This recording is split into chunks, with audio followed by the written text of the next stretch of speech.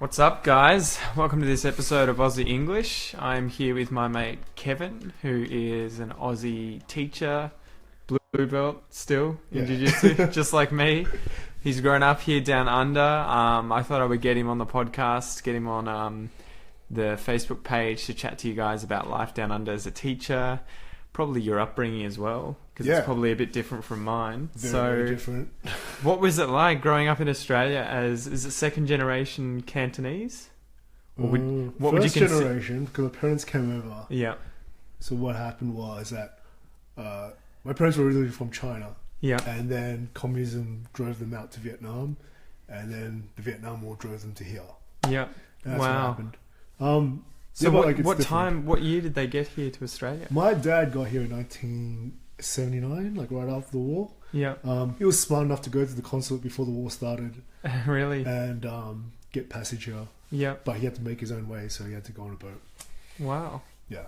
So did he come with your mother at the time, or he met her here? He met her at a refugee camp in Malaysia. Wow. Yeah. So they were kind of like... So all the refugees had to go to Malaysia first to get processed. Yeah. And then you apply for different countries at the different embassies and who will take you. And my dad got into Australia and my mum got into Switzerland.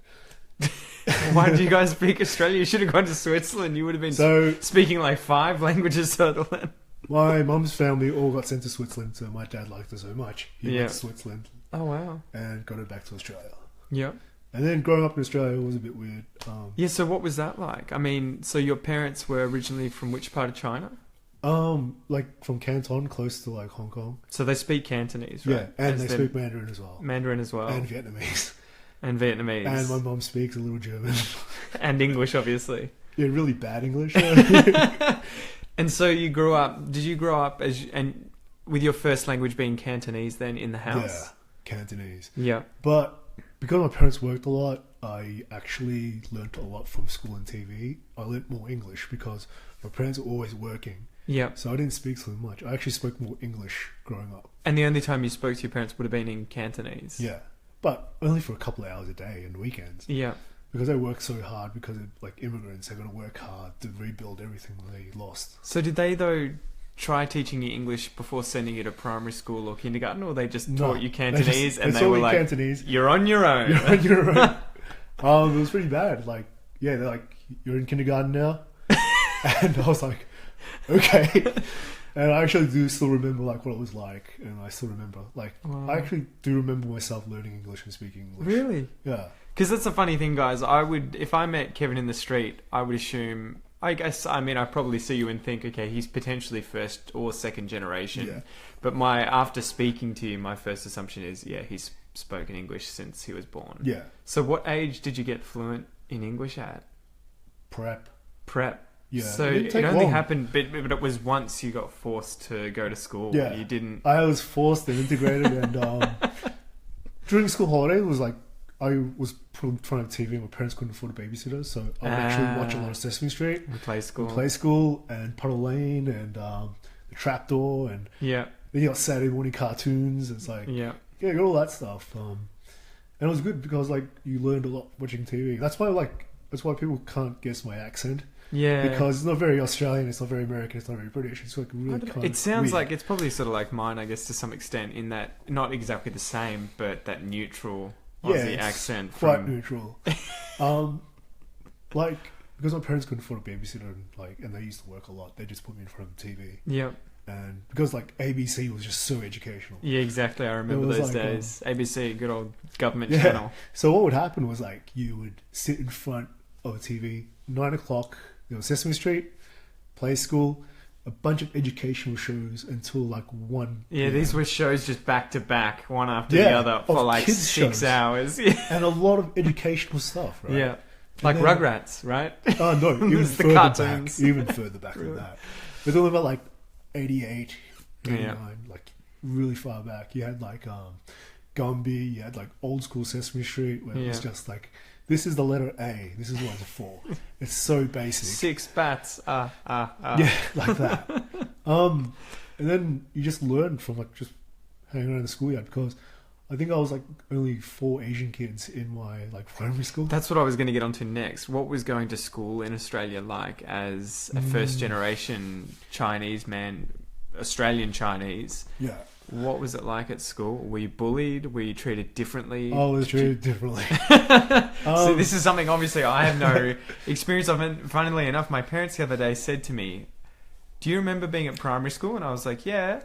And because we were talking about Ocean Grove and how it isn't that multicultural anymore. Or anymore, it isn't multicultural yet. It's becoming more multicultural. But they were like, I was like, I'm sure I went to school with like a black kid or a Chinese kid, surely. And mum and dad were like, nah, there wasn't one in Ocean Grove. And I was one of only 3 Asians in my homeroom in high school. Yeah. Wow. Yeah. So what was it like going to school? And I guess you can sort of lead into what it's like now as a teacher at school and how you see students treated these days. All right. So growing up, a lot of racism. Yeah. But not like hateful racism, just the casual. Just you're different. Hey, Chinga, come on, let's play some soccer. You know? And it wasn't like hurtful racism. It was just like they didn't know any better, and I was different. But it's constantly there. Yeah, they were like, hey, Ching Chong, come over here. Let's do something like let's play Foursquare. You know? Because like they didn't know my name, but like my friends would know me by name. But like other classes would know me, so they'd be like, hey, Chinga, come on, let's play some footy.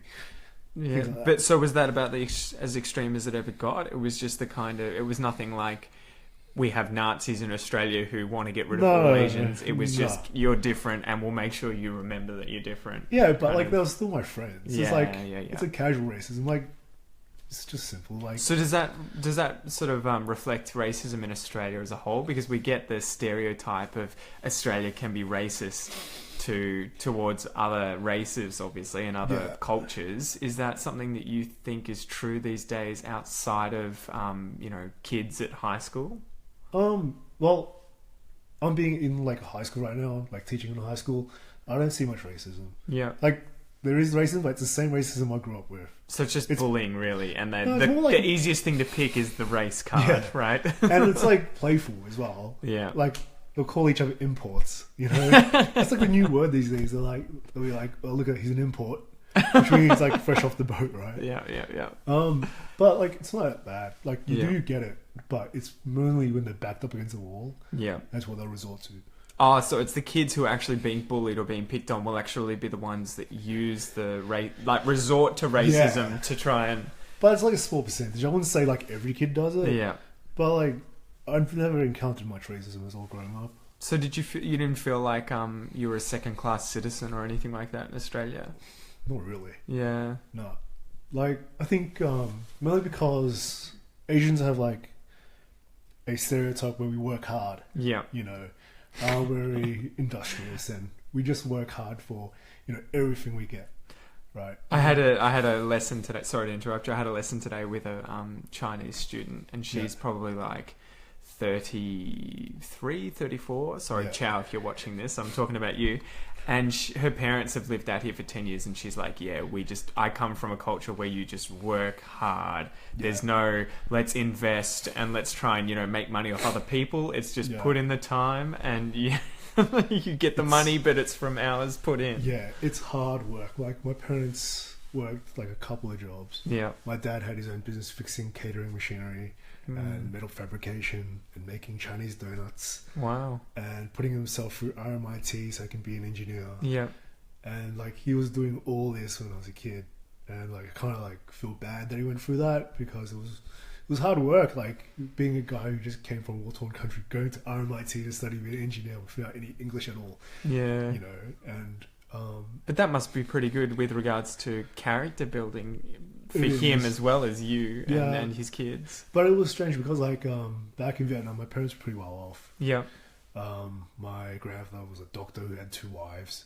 Not at the same time. Like, not at the same time. No, at the same time. At the same time. He had 2 wives. He was a polygamist. How did he have 2 wives? Because he was allowed. He was born in Vietnam. Yeah. Oh wow. Damn. It was like, it's very common back in Chinese culture, and some people it's not very common now, but it's like even throughout the 80s. Yeah. There was like guys who had 2 wives. Had no idea about that. That side of Chinese culture. Yeah, like polygamy is a big thing in China. Really? Like, far out. But it's like, it's very less common now because it's so strict. And there's not that many women as there were back in the day. Now that there's more men. Discrepancies. Yeah, like my grandfather, he was like a really like well-known, respected doctor in Vietnam. Yeah. He was smart enough to move everyone from China to Vietnam. Oh, so he knew it was coming, sort of thing, did he? He was like, "This is what's going to happen. People are starving over here. Yeah. It's just time before it gets to him." So he was like, "Let's go to Vietnam," and a lot of Chinese just went to like Vietnam. So what is it like then, being a Chinese Australian or an Aussie, effectively? Do you consider yourself Chinese or Australian or both? I consider myself Australian. And how do the Chinese consider you? They consider me Australian. So even though, do you speak Cantonese with an accent? Yeah, they say like speak Cantonese like a white guy speaks Cantonese. They go, you so they're actually racist to you, are they? Yeah, kind of way. They're like, you speak Cantonese like you're a foreigner. You're like, I am. Especially like when I go to Hong Kong, I just speak English because I can't be bothered with them saying, "Can you say that again?" So it's better to be you're up here with your English compared to theirs, as opposed to this way with their Cantonese compared to yours. Yeah. And do they just assume you're going to be a Hong Kongese person if you go over to Hong Kong? Yeah, like by looking at you, they just automatically assume. Yeah, they'll be like, "All right, he's local." Yeah. And I'll use like I speak it kind of fluent, but it's still has an accent. Yeah, it's very different. And I think when I was younger, we used to like rent VHSs from the local Asian shop, and there's a VHS video players. Yeah, video cassette tapes. So it's like $2.50 for one, and you have it for a week, and you watch like dramas and stuff. This is before streaming, before internet. Yeah, and that would be like the only source of TV I would watch that was Cantonese. I could learn like okay. I could learn like Cantonese slang through that, or the movies I would learn, because like there's a lot of Cantonese slang that I'm really behind on. Yeah. Well, that'd be like me. If I went to Europe for the next 10 years and then came back to Australia, I'd probably be like, ooh, what is everyone saying with these new expressions and phrases and nouns? Yeah. And it's just, I just identify myself as Australian because I'm not very like, I don't have very Asian traits. Yeah. Like, I suck at maths. And all my friends, I don't have many Chinese friends. Yeah.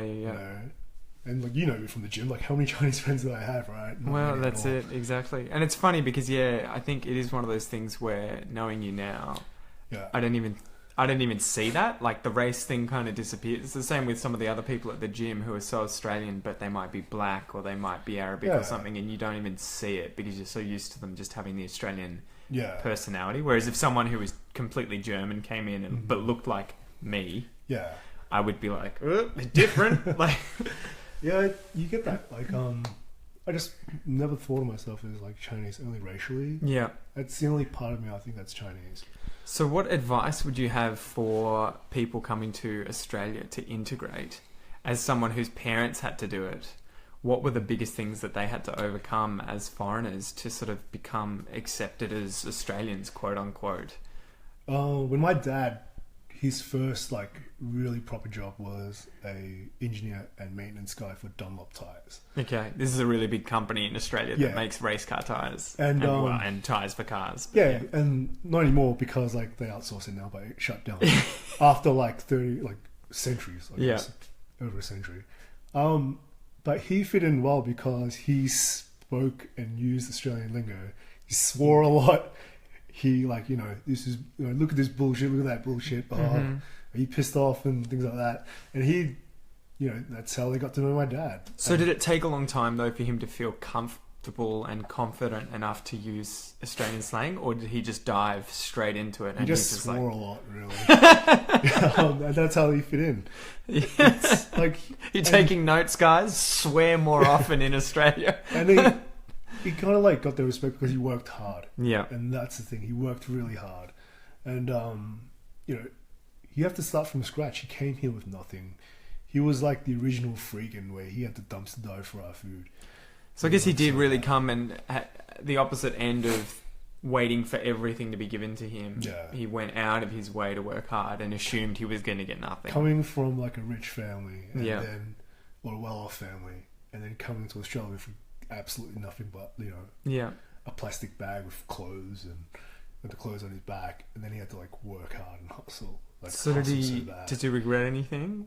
Well, he doesn't talk about it much, but he's happy where he is now. Yeah, because there's so much emphasis on like education when it comes to like a lot of Asian parents, like education. And if you look at a lot of the literacy rates, like China has the highest literacy rate because it's all about education. Why do you think it is that Chinese people in particular, but Asian culture, has the stereotype? Yeah. Why do they value education so much? And did this impact you and why you decided to go into teaching? I was actually a really bad student because I think I was around a lot of like non-Asians. So I would play sports, get into trouble.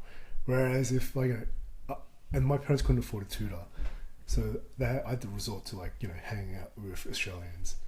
The lowest of the low. And get in trouble. And I didn't study all my hard. friends are Aussies. This is horrible. But I think I don't know. I think it stems from back centuries ago where to work for the government you would take a test. Yeah.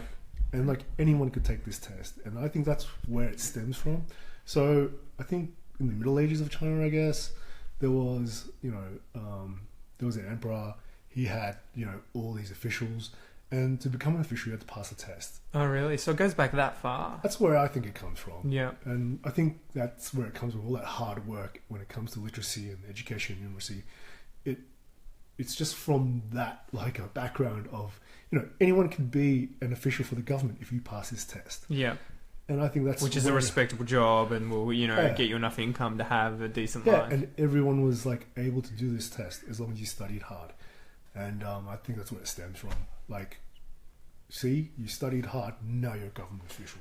Do you think it ever goes too far, especially with recently immigrated families that are Asian, or they could be from anywhere, that's the Indian as well, I've heard, and there's probably Caucasian examples, but they come to Australia and then force their kids at an extreme level to do really well. Yeah. How do you feel about that side of things? Can it be double-edged blade? It can, because I've seen my parents used to compare me a lot to their friends' kids who did better than me. Yeah. They're like, look at him, Uncle Johnny's son Frank got 97.7 on his enter score. You got 45. But so close. And then it was come on, I'm a different person. But when I got into uni, I did better in uni than high school, and I actually got out of the whole department of business. I was ranked 17. It's funny how that happens. I think I was sort of the same, where I didn't really shine very much at high school, but then once I got to uni and was actually passionate about what I was studying, I was like... Rrr. And I think it's just more relaxed in uni, and you just you get all your assignments at the start of the semester. And they don't treat you like a kid. Yeah, and once you have all your assignments, you can plan it out way ahead of time. Yeah. Whereas in high school, it's here's your assignment, you got 2 weeks then, and you're but you got that for 6 subjects, and you're yeah, what am I going to do? But so how do you feel though about, is it just an Asian sort of stereotype where the parents really, really, really need their kids to do well? And is that something to do with I guess respect and honor, family honor, and wanting to appear we're up here in the Asian community with our son who just scored 99 and now is going to be a doctor? The thing is, Asians like to brag. Yeah, that's the thing, and show off their kids, and they think of their kids as investments. I got nieces and nephews, and so my cousin, she said, if you get over 95 on your enter score, I'll buy you a car, any car, up to $40,000. Her parents said that, or she said that to you? She said that to my nephew, my cousin's kids. He's studying in Adelaide to be an optometrist. Yeah. She was like a tiger mum, all right, you're in VC, no more video games, no more sports, you're just studying now. It's weird because you wonder, there's so many examples where I've heard that works, and the kids, whether or not they mentally do well, they get the scores. Yeah. But at the same time, how many kids don't respond well to that kind of pressure? Yeah, some don't. So there's a test that every school in the world does, and I think every 5 years they do this test. Yeah. And it's a numeracy test. Yeah. And the top 5 countries are all Asian countries. Yeah. Japan, Korea, Macau. Yeah. China. It's pretty bizarre, isn't it? And I saw a documentary called School Swap, Korea Style, where they got some kids from Wales and put them in a Korean school. Yeah. And during this time, they actually gave the Korean students a Year 12 test. And they said, but like sprung on a test and said, there's no studying, you just use your test. They finished this test that is given 2 hours to do. They finished it in like half an hour. And like these Korean students were like, we did this in primary school. Wow. And that shows like how behind, yeah, when it comes to like mathematics. But when you have like, when you're so competitive, like you can't be different. Yeah, and you can't do anything else. You all have to get good at the one thing or fall behind and become nobodies. I don't think it's very good for the kids. Like, knowing firsthand, I'm the type of person who was like always about like, you know, mindfulness and being happy. And, you know, my parents forced me to go into business. Yeah. You know, I was a business analyst before I was a teacher. Wow. You know, and I just wasn't happy. Is that what made you decide to then go into teaching? Yeah. So, I had friends who were teachers, and I had one of my friends in high school, his mum was a principal, and she always said to me, you know, you'd actually make a really good teacher. And then it just clicked with me, and I was like, okay. And then I had other friends go, yeah, I'm doing teaching as well, and they're all laid back. And then I watched this like cartoon, this Japanese cartoon, because I'm a giant nerd. He has a lot of comics, guys. Yeah. A lot of comics. So it's called Great Teacher Onizuka, and it's about a delinquent who turns into a high school teacher. Okay. And he does well because, you know, the theory goes bad students make the best teachers. Yeah. Because they can relate properly, they know all the tricks, they know all the dirty tricks, you know. And that's how it works. Like, and that's how I became a teacher. I was like, I applied as a mature age student to get my diploma of secondary education, and I was like so desperate to get into this course. Instead of going through the normal channels, I actually called the course director and said, I want this, and then I got an offer. So what was it like once you went through the course to become a teacher, and then all of a sudden found yourself in charge of, you know, students that you were not so long ago? Did that feel weird? Not really, because I actually worked as a business analyst before that for like 3 years. Yeah. So I was a bit older, but like, I don't know. First day as a teacher, I went to a class, I put my head in, and I'm like, is this 11B? And the students who were there early said, yeah, the teacher's not here yet. And I was like, okay. So I sat at the front, and they're like, that's where the teacher oh, you're the teacher. Come at me, bro. But, you know, I was like happy, you know, getting a pay cut. Mm-hmm. You know, my manager, when I was a business analyst, he said, you know, if you worked here for another year, you could be on 6 figures. And I was like, it's not about the money. I'm just not happy here. You know, the hours are bad. I was just at a desk processing, number crunching. Yep. And I'd rather do something that's every day is different. Yep. And I could do like I feel good helping kids. Yeah, exactly. And like, it doesn't matter. Like, you know, when you be a teacher, you're basically saying, I'm never going to be a millionaire in my life. Yeah. But you do have that sense where you're like, I'm doing good for the world. I'm helping kids. Which is almost, you know, better than being a millionaire, at least. Yeah. I think I would rather have that sense of satisfaction and sort of self-worth than all the money in the world and not feel like I've helped anyone. Yeah. Like, I've done the calculations. If I stayed as a business analyst, I'd be on like over $130,000. Don't think about it, Kevin. Don't think about it. But I don't. Because I'm happy, you know, teaching kids and, you know, teaching history, which is like something I love to do. And what's the worst part about being a teacher? Parents. Why the parents? Well, I think they, like, when the kids are at school, they have like a different persona when they're at home. Yeah. And sometimes parents don't believe that. Okay. Well, and so what do they think, as in for better or worse? Like, the kids can be really misbehaved and yeah, you know, and then you tell the parents, and the parents will just make excuses for them. Okay. They won't believe the teacher. Like, I had one parent who complained against me because I failed her son in business.